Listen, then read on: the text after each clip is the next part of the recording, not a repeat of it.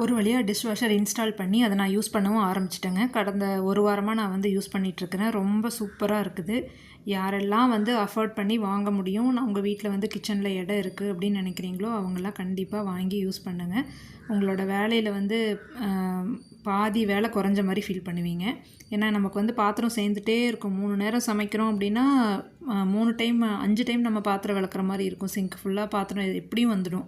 ரொம்ப குழந்தைங்கள வச்சுக்கிட்டு நம்ம பாத்திரம் ஒன்றையே விளக்கிலாம் யூஸ் பண்ணுறதுலாம் ப்ராக்டிக்கலாக ஒத்து வராதுங்க. சும்மா வந்து வீடியோக்கு வேணால் சொல்லலாம், அதை வாஷ் பண்ணிவிட்டு நான் யூஸ் பண்ணிக்குவேன் அப்படிங்கிறது.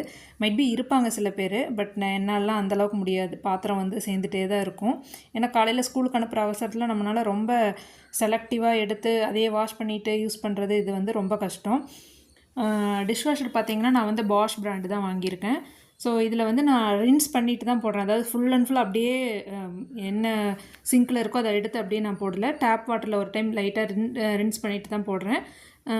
சில பேர் கூட சொல்லுவாங்க, ரின்ஸ் பண்ணிவிட்டு எதுக்கு அதில் போடணும், அதுக்கு நம்மளே விளக்கி வச்சிடலாம் அப்படின்னு சொல்லுவீங்க.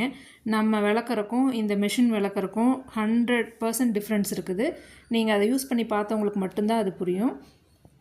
இப்போ எண்ணெய் பாத்திரம், பால் பாத்திரம் இதெல்லாம் வந்து நான் ரொம்ப தேய்க்க விடல. எண்ணெய் பாத்திரம்லாம் நான் அப்படியே வாஷ் பண்ணிவிட்டேன். அந்த தூக்கு பார்த்திங்கன்னா எண்ணெய் ஊற்றி வச்சிருந்த தூக்கு தான்.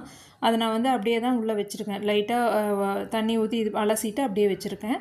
அதே மாதிரி பால் பாத்திரம்லாம் நான் ரொம்ப தேய்க்க விடல. இன்னொரு நாள் நான் வந்து உங்களுக்கு அது இன்றைக்கி எடுக்க மறந்துட்டேன். ஸோ அந்த பாத்திரம் தேய்க்காமல் நான் அப்படியே உள்ளே வச்சுட்டு அடுத்த நாள் எப்படி இருக்குதுன்னு ஐ மீன் முடிஞ்சதுக்கப்புறம் எப்படி இருக்குதுன்னு காட்டுறேன் பாருங்கள். இப்போ மெஷின் ஓப்பன் பண்ணையிலே உங்களுக்கு தெரியும் எவ்வளோ ஹீட்டில் வந்து அது நல்லா ஸ்டெர்லைஸ் ஆகி வந்திருக்குது அப்படின்ட்டு. ஸோ பாத்திரம் நம்ம வந்து உடனே தொடவே முடியாது, அந்தளவுக்கு நல்லா சூடாக தான் இருக்கும். நல்லா ஹாட் வாட்டரில் அலசி நல்லா ஹைஜீனாக சூப்பராக வருதுங்க. யாரெல்லாம் வாங்க முடியும்னு நினைக்கிறீங்களோ கண்டிப்பாக வாங்கிக்கோங்க. அதாவது கை வலி இருக்கவங்க, கொஞ்சம் பெரியவங்க, நிறைய பாத்திரம் விளக்க முடியல அப்படின்னு நினைக்கிறவங்க, அப்புறம் சர்வெண்ட் வந்து ஒழுங்காக டைமுக்கு வரல, அவங்க வர வரைக்கும் நம்ம வெயிட் பண்ண வேண்டியதாக இருக்குது, இந்த மாதிரிலாம் இஷ்யூஸ் இருக்குது அப்படின்னா அவங்களால அஃபோர்ட் பண்ண முடியும்னா கண்டிப்பாக இதில் இன்வெஸ்ட் பண்ணுங்கள். இது வந்து ஒர்த் ஃபார் பையிங் தான் நான் சொல்லுவேன்.